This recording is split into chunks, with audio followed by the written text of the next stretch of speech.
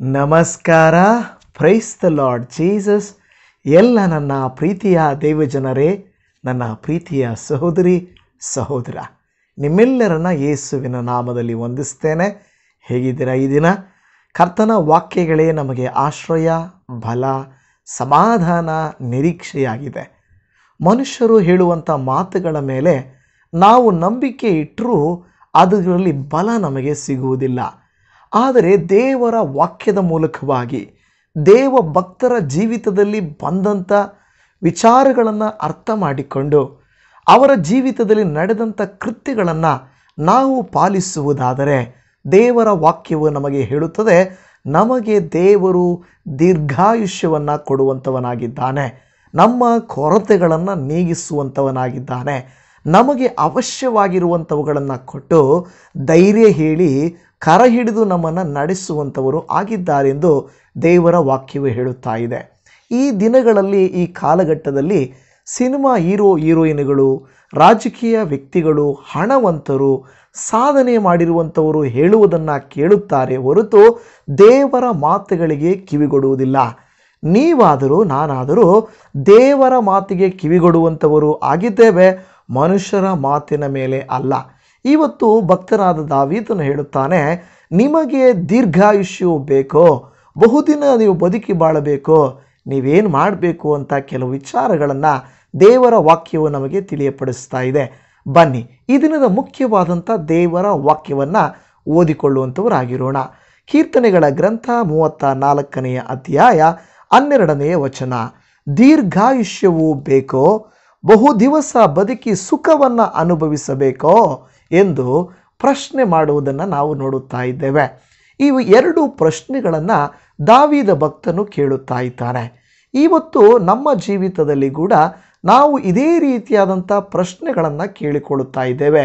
ಅಯ್ಯೋ, ನನಗೆ ಆಯಸ್ಸು ಬೇಕೋ, ಆರೋಗ್ಯ ಬೇಕೋ, ನನ್ನ ಮನಸ್ಸಿಗೆ ನೆಮ್ಮದಿ ಬೇಕೋ. ನೋಡಿ, ಶರೀರಕ್ಕಾಗಲಿ ಮನಸ್ಸಿಗಾಗಲಿ ಏನು ಸಿಗುತ್ತದೋ ಅದು ಆಯುಷ್ಯವನ್ನು ಹೆಚ್ಚಿಸುತ್ತದೆ, ಇಲ್ಲವೇ ಆಯುಷ್ಯವನ್ನು ಕಡಿಮೆ ಮಾಡುವಂಥದ್ದು ಆಗಿದೆ. ಈ ದಿನ ಹಾಗಾದರೆ ನಾವು ಈ ಭೂಮಿಯ ಮೇಲೆ ದೀರ್ಘಾಯುಷ್ಯ ಎಂದು ಹೇಳುವಾಗ ಶಾರೀರಿಕವಾಗಿಯೂ ಮಾನಸಿಕವಾಗಿಯೂ ಕುಟುಂಬದಲ್ಲಿಯೂ ಕೂಡ ಹೆಚ್ಚು ಕಾಲ ನಾವು ವಾಸ ಮಾಡಿ ಜೀವನ ಮಾಡೋದು ಮೊದಲನೇದಾದರೆ, ಎರಡನೆಯ ಕೃತ್ಯ ಹೇಳುತ್ತದೆ ಬಹು ದಿವಸ ಬದುಕುವುದು ಮುಖ್ಯ ಅಲ್ಲ, ಸುಖವನ್ನು ಅನುಭವಿಸಬೇಕೋ ಎಂದು ಪ್ರಶ್ನೆ ಮಾಡುತ್ತಾ ಇದೆ. ಹಾಗಾದರೆ ನಾವು ದೀರ್ಘಾಯುಷ್ಯದಿಂದ ಸುಖದಿಂದ ನಾವು ಜೀವಿಸಬೇಕಾದರೆ ಏನು ಮಾಡಬೇಕು? ಈ ಕೀರ್ತನೆಯಲ್ಲಿ ಕೀರ್ತನೆಗಾರನೇ ಪ್ರಶ್ನೆಯನ್ನು ಕೇಳುತ್ತಾ ಇದ್ದಾನೆ ಈ ವಾಕ್ಯದಲ್ಲಿ.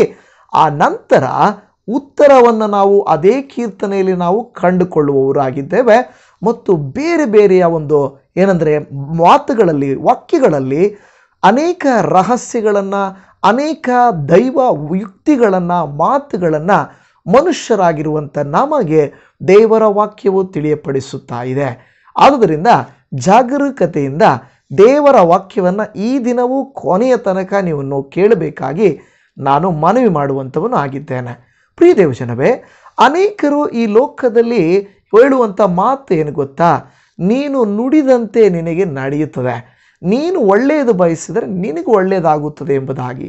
ಆದರೆ ಮಾತಿಗೆ ಮಾತ್ರ ಆ ರೀತಿಯಾಗಿ ಹೇಳ್ತಾರೆ. ಆದರೆ ಅನೇಕ ವಿಧವಾಗಿ ಹೊಗಳಿಕೆ, ಗಾಸಿಪ್ ಅಂದರೆ ಒಬ್ಬರು ಕುರಿತಾಗೊಬ್ಬರು ಮಾತನಾಡೋದು, ದೂಷಣೆ ಮಾಡೋದು, ಹೊಗಳಿಕೆ ಮಾಡೋದು, ತೀರ್ಪು ಮಾಡುವುದು, ಗೊಣಗುವುದು, ಶಾಪ ಹಾಕುವುದು, ಅಪಹಾಸ್ಯ ಮಾಡುವುದು, ಈ ರೀತಿಯಾದಂಥ ಕೃತ್ಯಗಳು, ಸುಳ್ಳು ಪಳ್ಳು ಹೇಳಿಕೊಂಡು ತಮ್ಮ ಬೇಳೆ ಬೇಯಿಸಿಕೊಳ್ಳುವಂತೆ ಕೃತ್ಯಗಳನ್ನು ಮಾಡ್ತಾರೆ. ತಮ್ಮ ಬೇಳೆ ಬೇಯಬೇಕು ಅಷ್ಟೇ, ತಮ್ಮ ಕೆಲಸ ಆಗಬೇಕು ಅಷ್ಟೇ. ಆದರೆ ತಮಗೆ ಆಶೀರ್ವಾದ ಬರಬೇಕು, ಬೇರೆಯವರು ಹೇಗಿದ್ದರೂ ಪರವಾಗಿಲ್ಲ, ಹೇಗೆ ನಾಶವಾದರೂ ಪರವಾಗಿಲ್ಲ ಅನ್ನುವಂಥದ್ದು ಲೋಕದ ಒಂದು ರೀತಿ ನೀತಿಯಾಗಿದೆ. ಆದರೆ ದೇವರ ವಾಕ್ಯ ಆ ರೀತಿಯಾಗಿ ಹೇಳುವಂಥದ್ದಲ್ಲ. ಯಾಕೆಂದರೆ ದೇವರ ವಾಕ್ಯ ಹೇಳುತ್ತದೆ, ನಮ್ಮ ನಾಲಿಗೆಯಿಂದ ನಮಗೆ ಜೀವವಾಗಲಿ ಮರಣವಾಗಲಿ ಸಂಭವಿಸುತ್ತದೆ ಎಂಬುದಾಗಿ. ಹೌದು, ನಾಲಿಗೆ ಜೀವ ಮರಣಗಳ ಆಯುಧವಾಗಿದೆ ಎಂಬುದಾಗಿ. ಈ ನಾಲಿಗೆ ಇದೆಯಲ್ವಾ, ಈಗ ಅಂದುಕೊಳ್ಬೋದು ಅವರು ಸುಳ್ಳು ಹೇಳಿ, ಗುಣಗುಟ್ಟಿ, ಇಲ್ಲಿಂದ ಅಲ್ಲಿಗೆ ಹೇಳಿ, ಅಲ್ಲಿಂದ ಇಲ್ಲಿಗೆ ಹೇಳಿ, ಇಲ್ಲವೇ ಒಂದು ವೇಳೆ ಬಾಸ್ಗಳ ಹತ್ರ, ಕಂಪ್ನಿಗಳಲ್ಲಿ, ಫ್ಯಾಕ್ಟ್ರಿಗಳಲ್ಲಿ ಐಸಿಟ್ಟು ಬಕೆಟ್ ಹಿಡಿದು ಏನೋ ಮಾಡಿ ಅವರು ಚೆನ್ನಾಗಿದ್ದಾರೆ, ನಾವು ಯಾಕೆ ಚೆನ್ನಾಗಿಲ್ಲ ಅಂತ ನೀವು ಆಶಿಸ್ತಾ ಇರಬಹುದು. ಪ್ರಿಯ ದೇವಜನವೇ, ಗುಣಗುಟ್ಟಿ ಬೇರೆಯವರ ಕುರಿತಾಗಿ ಗಾಸಿಪ್ ಮಾಡಿ, ದೂಷಣೆ ಮಾಡಿ, ಸುಳ್ಳು ಹೇಳಿ, ಶಾಪ ಹಾಕಿ, ಅಪಹಾಸ್ಯ ಮಾಡಿ, ಸ್ವಾರ್ಥವಾಗಿ ಮಾಡಿದ ಪ್ರತಿ ಕೃತ್ಯಗಳಿಗೆ ಭಯಂಕರವಾದ ಶಿಕ್ಷೆ ಇರುತ್ತದೆ. ಆದರೆ ಯಾರು ಅದನ್ನು ಮೊದಲಾಗಿ ತಿಳಿದು ತನ್ನ ನಾಲಿಗೆಯನ್ನು ಕಂಟ್ರೋಲ್ ಮಾಡಿಕೊಳ್ಳುತ್ತಾರೋ, ತನ್ನ ಒಂದು ಜೀವಿತವನ್ನು ಕಂಟ್ರೋಲ್ ಮಾಡಿಕೊಳ್ಳುತ್ತಾರೋ ಅವರಿಗೆ ಆಶೀರ್ವಾದ ಉಂಟು. ಪ್ರಿಯ ದೇವಜನವೇ, ದೇವರು ನಮ್ಮ ಜೀವಿತಗಳಲ್ಲಿ ನಮಗೆ ಕೊಟ್ಟಿರುವಂಥ ನಾಲಿಗೆಯನ್ನು, ಬಾಯನ್ನು, ಮಾತುಗಳನ್ನು ಬಹಳ ಎಚ್ಚರವಾಗಿ ಇಟ್ಟುಕೊಳ್ಳಬೇಕೆಂದು ದೇವರ ವಾಕ್ಯವು ಹೇಳುತ್ತಾ ಇದೆ. ದಾವೀದನು ಇಲ್ಲಿ ಪ್ರಶ್ನೆಯನ್ನು ಕೇಳಿದ ಮೇಲೆ ಉತ್ತರವನ್ನು ನಾವು ಆ ಒಂದು ಕೀರ್ತನೆಯ ಭಾಗದಲ್ಲಿ ನಾವು ನೋಡುವಂಥವರಾಗಿದ್ದೇವೆ. ಇಲ್ಲಿ ಹೇಳುತ್ತಾನೆ, ನೀವು ದೀರ್ಘಾಯುಷ್ಯ ಹೊಂದಬೇಕಾ, ನೀವು ಬಹುದಿನ ಬದುಕಿ ಸುಖವನ್ನು ಅನುಭವಿಸಬೇಕಾ, ಹಾಗಾದರೆ ಏನು ಮಾಡಬೇಕು ಅಂತ ಕೀರ್ತನೆ 34ರಲ್ಲಿ 13 ಮತ್ತು 14ನೇ ವಚನವನ್ನು ನಾವು ಓದುವಾಗ, ಹಾಗಾದರೆ ಕೆಟ್ಟದ್ದಕ್ಕೆ ಹೋಗದಂತೆ ನಾಲಿಗೆಯನ್ನು ಕಾದುಕೋ, ವಂಚನೆಯ ಮಾತುಗಳಿಗೆ ಬಿಡದೆ ತುಟಿಗಳನ್ನು ಇಟ್ಟುಕೋ, ಕೆಟ್ಟದ್ದನ್ನು ಬಿಟ್ಟು ಒಳ್ಳೆಯದನ್ನೇ ಮಾಡು, ಸಮಾಧಾನವನ್ನು ಆರೈಸಿ ಅದಕ್ಕಾಗಿ ಪ್ರಯತ್ನ ಪಡು ಎಂದು ಹೇಳುತ್ತಾ ಇರುವುದನ್ನು ನಾವು ನೋಡುತ್ತಾ ಇದ್ದೇವೆ. ಪ್ರಿಯ ದೇವಜನವೇ, ಇದು ಮನುಷ್ಯರ ಸಿದ್ಧಾಂತಗಳಲ್ಲ, ಇದು ರಾಜಕೀಯ ವ್ಯಕ್ತಿ ಇಲ್ಲವೇ ಸ್ವಲ್ಪ ಹಣ ಮಾಡಿ ಈ ಲೋಕದಲ್ಲಿ ಮೇಲೆ ಬಂದವರು ಇವರ ಮಾತುಗಳಲ್ಲ, ಬೈಬಲಿಂದ ತೆಗೆದಂಥ ವಾಕ್ಯಗಳಾಗಿದೆ. ಬೈಬಲ್ ಪ್ರಕಾರವಾಗಿ ಅನೇಕ ನೀವು ನೋಡುತ್ತೇವೆ, ಮೊದಲು ಉನ್ನತ ಸ್ಥಿತಿಯಲ್ಲಿದ್ದಂಥ ಅಮೇರಿಕಾದಂಥ ದೇಶಗಳು, ಇಂಗ್ಲೆಂಡ್ನಂಥ ದೇಶಗಳು ಅವು ಪ್ರಪಂಚವನ್ನು ಆಳ್ವಿಕೆ ಮಾಡ್ತಾ ಇದ್ವು. ಅದನ್ನು ನಾವು ಹೇಳುತ್ತಾ ಇರುವುದು ಆ ಕಾಲಘಟ್ಟದಲ್ಲಿ. ಈ ಮಧ್ಯಕಾಲದವರೆಗೂ ಅಮೇರಿಕಾದ ಅಧ್ಯಕ್ಷರುಗಳ ಮಾತುಗಳು ವಿಶ್ವದ ದೊಡ್ಡಣ್ಣ ಅಂತ ಕರೀತಾ ಇದ್ರು. ಅಂದರೆ ಎಲ್ಲರಿಗೂ ಸಲಹೆಗಳನ್ನು ಕೊಟ್ಟು, ಎಲ್ಲರಿಗೂ ಉತ್ತಮ ಆಲೋಚನೆಗಳ ಕೊಟ್ಟು, ಎಲ್ಲ ವಿಧದಲ್ಲಿ ಮುಂದುವರೆದಂಥ ದೇಶವಾಗಿ ಆ ದೇಶಗಳು ಮುಂದುವರಿಲಿಕ್ಕೆ ಕಾರಣ ಏನು ಗೊತ್ತಾ? ಅವರು ಹೇಳ್ತಾರೆ, ವಿ ಟ್ರಸ್ಟ್ ಇನ್ ಗಾಡ್ ಅಂತ ಹೇಳ್ತಾರೆ. ನಾವು ದೇವರ ಮೇಲೆ ಭರವಸೆ ಇಡುತ್ತೇವೆ ಎಂಬುದಾಗಿ.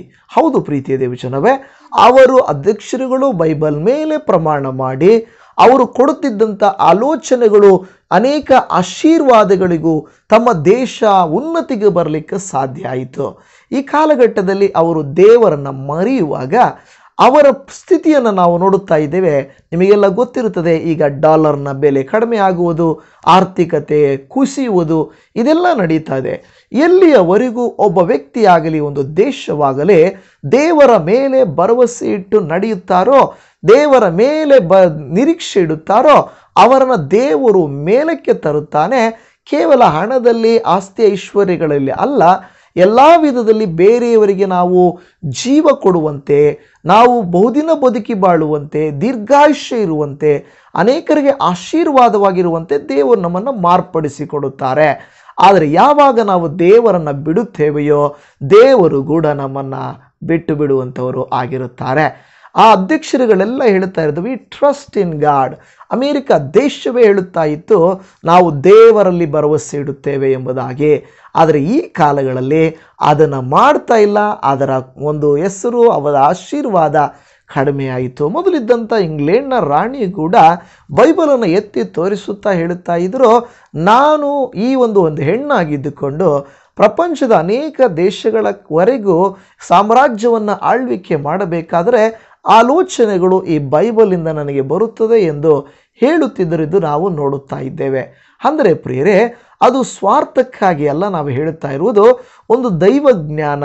ಒಂದು ಹೆಣ್ಣೆ ಆಗಲಿ ಒಂದು ಗಂಡಾಗಲಿ ತನ್ನ ಕುಟುಂಬವನ್ನು ಪೋಷಿಸುವುದು, ನಡೆಸುವುದು, ಆ ಕುಟುಂಬದಲ್ಲಿ ಕಾರ್ಯಗಳನ್ನು ಮಾಡುವಂಥದ್ದು, ಎಲ್ಲ ಕೃತ್ಯಗಳನ್ನು ಬೈಬಲ್ ನಮಗೆ ಸ್ಪಷ್ಟವಾಗಿ ತಿಳಿಸುತ್ತದೆ.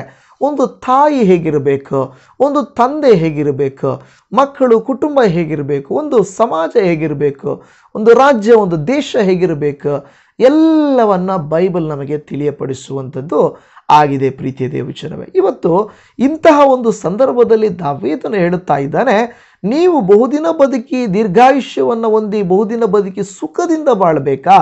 ಹಾಗಾದರೆ ಎಂಬ ಪದದಿಂದ ಪ್ರಾರಂಭಿಸುತ್ತಾನೆ. ಹಾಗಾದರೆ ಏನು ಮಾಡಬೇಕು? ಕೆಟ್ಟದ್ದಕ್ಕೆ ಹೋಗದಂತೆ ಮೊದಲು ಏನು ಮಾಡಬೇಕು? ನಾಲಿಗೆಯನ್ನು ಕಾದುಕೋ ಅಂತ ಹೇಳುತ್ತದೆ. ನಾಲಿಗೆಯಿಂದ ಏನಾಗುತ್ತದೆ ಅಂದರೆ ನಮ್ಮ ಜೀವನವೇ ಹಾಳಾಗ್ತದೆ. ಯಾಕೆಂದರೆ ನಾಲಿಗೆ ಅದೊಂದು ರೀತಿಯಾಗಿ ಏನು ಹೇಳ್ತದೆ ಅಂದರೆ ನಮ್ಮನ್ನು ಹಾಳು ಮಾಡುವಂಥ ಒಂದು ಆಯುಧವಾಗಿದೆ ಅಂತ ನಾವು ನೋಡುತ್ತಾ ಇದ್ದೇವೆ. ಅದಕ್ಕೆ ದೇವರ ವಾಕ್ಯ ಹೇಳೋದು, ನಾಲಿಗೆ ಅನ್ನೋದು ಜೀವ ಮರಣಗಳ ಆಯುಧ. ಮರಣಗಳ ಆಯುಧ. ಆ ಬಾಯಿಂದ ನಾಲಿಗೆಯಿಂದ ಜೀವವು, ಅದೇ ನಾಲಿಗೆಯಿಂದ ಮರಣವು ಕೂಡ ಸಂಭವಿಸುವಷ್ಟು ಅದು ಪವರ್ಫುಲ್ ಆದಂಥ ಬಲಯುತವಾದಂಥ ಆಯುಧವಾಗಿದೆ ಎಂದು ದೇವರ ವಾಕ್ಯವು ಹೇಳುತ್ತಾ ಇದೆ. ಇಲ್ಲಿ ನಾವು ನೋಡುವಾಗ ನಿನ್ನ ನಾಲಿಗೆಯನ್ನು ಕಾದುಕೋ. ಹೇಗೆ? ವಂಚನೆಯ ಮಾತುಗಳಿಗೆ ಬಿಡದೆ, ವಂಚನೆಯ ಮಾತುಗಳು, ವಂಚಿಸುವುದಕ್ಕೆ. ಇವತ್ತು ಲೋಕದಲ್ಲಿ ನಾವು ನೋಡುತ್ತಾ ಇದ್ದೇವೆ, ತುಂಬ ವಂಚನೆ ಮಾಡ್ತಾ ಇದ್ದಾರೆ. ಮನೆಯಲ್ಲಿಯೇ, ಸ್ವಂತ ಸಂಬಂಧದಲ್ಲಿಯೇ ವಂಚಿಸುವ ಆತ್ಮವು ಹೆಚ್ಚಾಗ್ತಾ ಇದೆ. ಸ್ವಂತ ಒಂದು ಖುಷಿಗಾಗಿ, ಸ್ವಂತ ಒಂದು ಶರೀರದ ಇಚ್ಛೆಗಳಿಗಾಗಿ ತನ್ನವರೆಗೆ ವಂಚಿಸುವಂಥ, ಒಂದು ಗಂಡ ಇಲ್ಲ ಹೆಂಡತಿಯನ್ನು ವಂಚಿಸುವಂಥ, ಸಹೋದರರನ್ನು ವಂಚಿಸುವಂಥ, ಸಭೆಗಳನ್ನು ವಂಚಿಸುವಂಥ, ವಿಶ್ವಾಸಿಗಳನ್ನು ವಂಚಿಸುವಂಥ, ಅಧಿಕಾರಿಗಳು ಜನರನ್ನು, ಸಮಾಜಗಳನ್ನು ವಂಚಿಸುವಂಥ, ಇವತ್ತು ನಮ್ಮ ದೇಶದಲ್ಲಾಗಲಿ ಪ್ರಪಂಚದ ಎಲ್ಲ ಕಡೆಗಳಲ್ಲಿ ಅಧಿಕಾರಿಗಳು ಮನುಷ್ಯರನ್ನು ವಂಚಿಸುವ ಒಳ್ಳೆಯ ಆಲೋಚನೆಗಳನ್ನು ಇಟ್ಟುಕೊಂಡಿದ್ದಾರೆ. ಯಾರಿಗೂ ಅರ್ಥ ಆಗ್ತಾ ಇಲ್ಲ, ಇವರು ನಮ್ಮ ಒಳ್ಳೆಯದನ್ನೇ ಕೋರ್ತಾ ಇದ್ದಾರೆ ಅಂತ ಮರಳಾಗ್ತಾ ಇದ್ದಾರೆ. ಆದರೆ ಅವರು ನಮ್ಮ ಒಳ್ಳೆಯದನ್ನು ಬಯಸ್ತಾ ಇಲ್ಲ. ಅವರಿಗೆ ಅಧಿಕಾರ ಬೇಕು, ಅವರು ಗೆಲ್ಲಬೇಕು, ಅವರ ಸ್ವಂತ ಕ್ರಿಯೆಗಳನ್ನು ಅವರು ನಡೆಸ್ಕೊಳ್ಬೇಕು. ಅದಕ್ಕಾಗಿ ಮಾತ್ರವೇ ಅವರು ಆ ರೀತಿಯಾಗಿ ಮಾಡ್ತಾ ಇದ್ದಾರೆ, ವಂಚಿಸುವಂಥ ಮಾತುಗಳನ್ನು ಮಾಡ್ತಾ ಇದ್ದಾರೆ. ಆದರೆ ಪ್ರಿಯರೇ, ಎಷ್ಟೇ ಜನರು ಎಷ್ಟೇ ವಿಧವಾಗಿ ವಂಚಿಸುವ ಕಾರ್ಯಗಳನ್ನು ಮಾಡಿದರೂ ಕೊನೆಗೆ ಯಾರು ಯಾವುದನ್ನು ಒತ್ತುಕೊಂಡು ಹೋಗುವುದಿಲ್ಲ. ಈ ಲೋಕದಲ್ಲಿ ಬರಿಗೈಯಲ್ಲಿ ನಾವು ಹೋಗಬೇಕಾಗುತ್ತದೆ. ಪ್ರಪಂಚವನ್ನೇ ಆಳ್ವಿಕೆ ಮಾಡಿದಂಥ ಅಲೆಕ್ಸಾಂಡರ್ ಎಂಬ ಒಬ್ಬ ವ್ಯಕ್ತಿ ಬರಿಗೈಯಲ್ಲಿ ತಾನು ತನ್ನ ಕೈಗಳು ಆಚೆ ಇಡಬೇಕೆಂದು, ಶವದ ಪೆಟ್ಟಿಗೆಯಿಂದ ಆಚೆ ಇಡಬೇಕೆಂದು ಆತನು ಕೇಳಿಕೊಂಡಂತೆ. ಯಾಕೆಂದರೆ ಅನೇಕರು ನನ್ನನ್ನು ನೋಡುವಾಗ, ಅಯ್ಯೋ, ಪ್ರಪಂಚವನ್ನೇ ಗೆದ್ದಂಥ ಅಲೆಕ್ಸಾಂಡರ್ ಬರಿಗೈಯಲ್ಲಿ ಹೋಗ್ತಾ ಇದ್ದಾನೆ ಅಂತ ಹೇಳಬೇಕು ಅಂತ ಅವನು ಆ ರೀತಿಯಾಗಿ ಮಾಡಿದನಂತೆ. ವೈದ್ಯರು ಹೊತ್ಕೊಂಡು ಹೋಗಬೇಕು ಅಂತ ಹೇಳಿದನಂತೆ. ಯಾಕೆಂದರೆ ಉತ್ತಮ ವೈದ್ಯರನ್ನು, ಪ್ರಪಂಚದ ವೈದ್ಯರನ್ನೇ ಇಟ್ಟಿರುವಾಗ ಅಲ್ಲಿ ನೋಡ್ತೇವೆ, ಆ ವೈದ್ಯರು ಕೂಡ ಅವನನ್ನು ಕಾಪಾಡಲಿಕ್ಕೆ ಆಗಲಿಲ್ವಲ್ಲ ಅನ್ನುವಂಥ ರೀತಿಯಲ್ಲಿ ಅನೇಕರು ಅರ್ಥ ಮಾಡಿಕೊಳ್ಳಬೇಕೆಂದು ಅಲೆಕ್ಸಾಂಡರ್ ಹೇಳಿದನಂತೆ. ಪ್ರೀತಿಯ ದೇವಜನವೇ, ಆಗಿರುವಾಗ ಅಲೆಕ್ಸಾಂಡರ್ನಂಥವರೇ ಇಲ್ಲದೆ ಹೋಗಿರುವಾಗ ಈ ಕಾಲದವರು, ಹಣವುಳ್ಳವರು, ಹೆಸರುಳ್ಳವರು, ವಂಚಿಸಿ ಪಡ್ಕೊಳ್ಳುವ ಪ್ರತಿಯೊಬ್ಬರು ನಾಶ ಆಗ್ತಾರೆ ಪ್ರಿಯರೇ. ಆದರೆ ನಾವು ಅದನ್ನು ಹೇಳ್ತಾ ಇಲ್ಲ. ವಾಕ್ಯ ಹೇಳ್ತದೆ, ವಂಚಿಸುವ ಮಾತುಗಳಿಂದ ಏನೂ ಇಲ್ಲ. ನಾವು ವಂಚಿಸುವ ಮಾತುಗಳಿಗೆ ನಮ್ಮ ನಾಲಿಗೆಯನ್ನು ಬಿಡದೆ ತುಟಿಗಳನ್ನು ಇಟ್ಟುಕೋ, ಕಾಪಾಡಿಕೋ. ತುಂಬ ವಂಚಿಸುವುದು ಸುಲಭ, ಆದರೆ ವಂಚನೆ ಮಾಡದೇ ಇರುವುದು ತುಂಬ ಕಷ್ಟಕರವಾಗಿದೆ.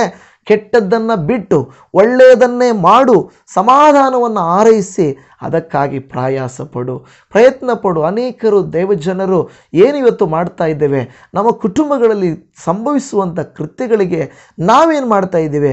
ಎಷ್ಟೇ ನಮಗೆ ಕೆಟ್ಟದ್ದು ನಮ್ಮವರು ಬಯಸಿದರು, ಎಷ್ಟೇ ಕೆಟ್ಟದ್ದು ನಮಗೆ ಸಂಭವಿಸಿದರು, ನಾವೇನು ಮಾಡ್ತಾ ಇದ್ದೀವಿ? ನಾವು ನಮ್ಮ ಕುಟುಂಬಕ್ಕೆ, ನಮ್ಮವರಿಗೆ, ನಮ್ಮ ಸುತ್ತಲಿರುವವರಿಗೆ ಒಳ್ಳೆಯದನ್ನೇ ಮಾಡಲಿಕ್ಕೆ ನಾವು ಪ್ರಯತ್ನ ಪಡ್ತಾ ಇದ್ದೀವಿ ತಾನೇ?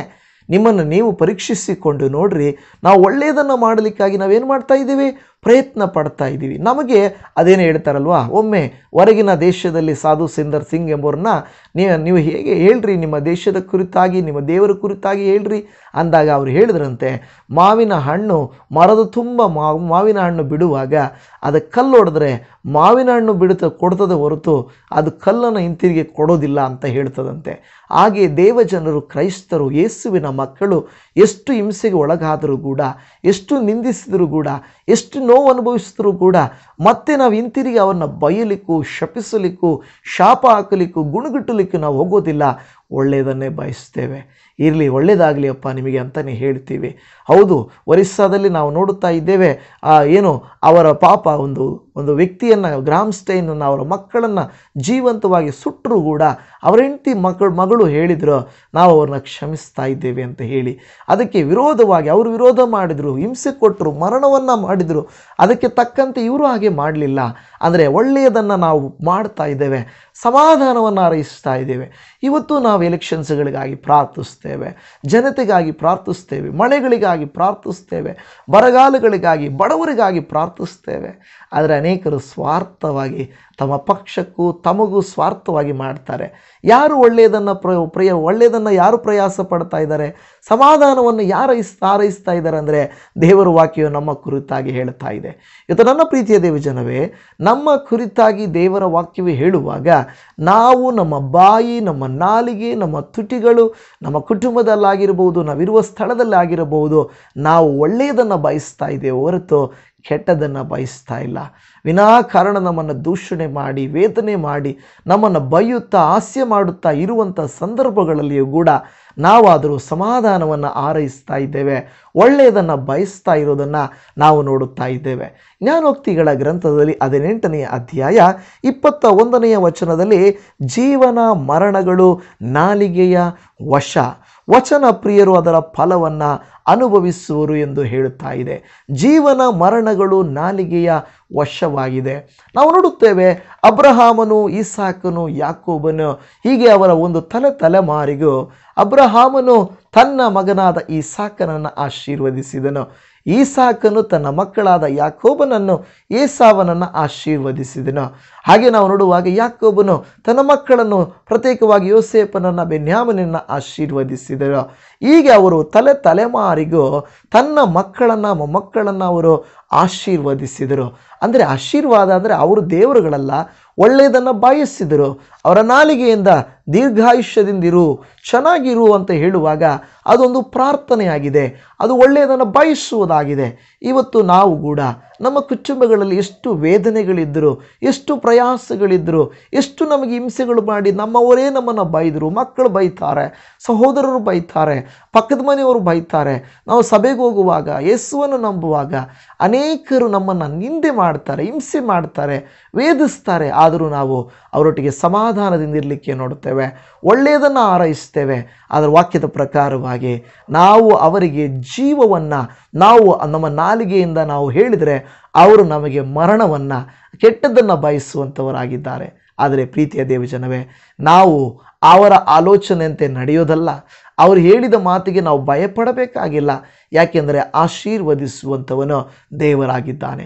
ಶಾಪಗಳನ್ನು ಮುರಿಯಲಿಕ್ಕೂ, ಪಾಪಗಳನ್ನು ತಡೆಯಲಿಕ್ಕೂ, ಕಷ್ಟಗಳನ್ನು ಪರಿಹರಿಸಲಿಕ್ಕೂ ದೇವರು ಶಕ್ತನಾಗಿದ್ದಾನೆ. ಆದರೆ ನಾವು ನಮ್ಮ ಬಾಯಿಂದ ಶಪಿಸುವುದಾಗಲಿ, ದೂಷಿಸುವುದಾಗಲಿ, ಗುಡುಗುಟ್ಟುವುದಾಗಲಿ, ಕೇಡನ್ನು ಬಯಸುವುದಾಗಲಿ ನಾವು ಮಾಡಬಾರದು. ನಮ್ಮ ನಾಲಿಗೆಯನ್ನು ನಾವು ಕಂಟ್ರೋಲ್ ಮಾಡಿಕೊಂಡ್ರೆ, ನಾವು ನಮ್ಮ ಬಾಯಿಂದ ಒಳ್ಳೆಯದನ್ನೇ ನಾವು ಬರುವಂತೆ ಮಾಡಿದರೆ ಖಂಡಿತವಾಗಿಯೂ ದೇವರು ನಮಗೆ ಬೇಕಾದ ಆಶೀರ್ವಾದಗಳನ್ನು ಆತನು ಕೊಡಲಿಕ್ಕೆ ಶಕ್ತನಾಗಿದ್ದಾನೆ. ನಾವು ಲೋಕದ ಜನರಂತೆ ನಾವು ನಡ್ಕೊಳ್ಳಬಾರದೆಂದು ದೇವರ ವಾಕ್ಯವು ನಮಗೆ ಹೇಳುತ್ತಾ ಇದೆ. ನಮಗೆಲ್ಲ ಗೊತ್ತಿರುವ ಕೀರ್ತನೆ 1ನೇ ಅಧ್ಯಾಯ 1ನೇ ವಚನ, ಯಾವನು ದುಷ್ಟರ ಆಲೋಚನೆಯಂತೆ ನಡೆಯದೆ, ಪಾಪಾತ್ಮರ ಮಾರ್ಗದಲ್ಲಿ ನಿಂತುಕೊಳ್ಳದೆ, ಧರ್ಮನಿಂದಕರೊಡನೆ ಕೂತುಕೊಳ್ಳದೆ ನಾವೇನು ಮಾಡಬೇಕು?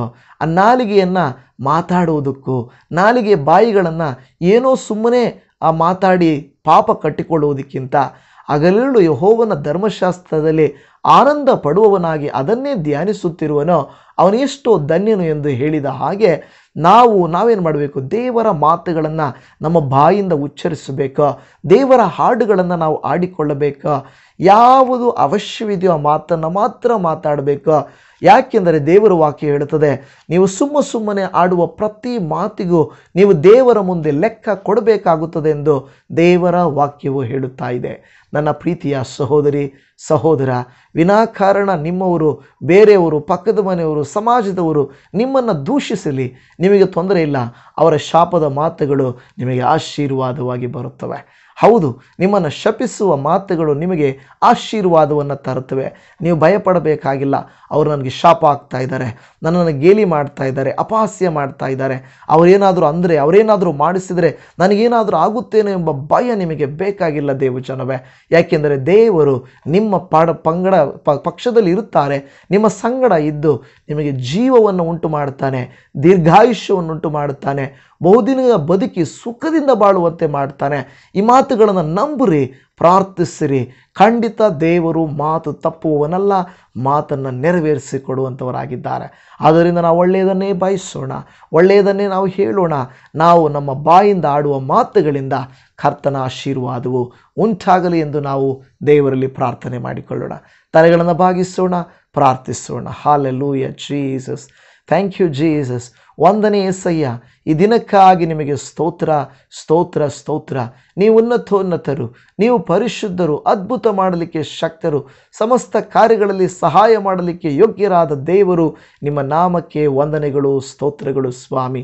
ಈ ದಿನ ನಮಗೆ ಕೊಟ್ಟಂಥ ಈ ಅವಕಾಶಕ್ಕಾಗಿ ಸ್ತೋತ್ರ, ದಿನಕ್ಕಾಗಿ ಸ್ತೋತ್ರ.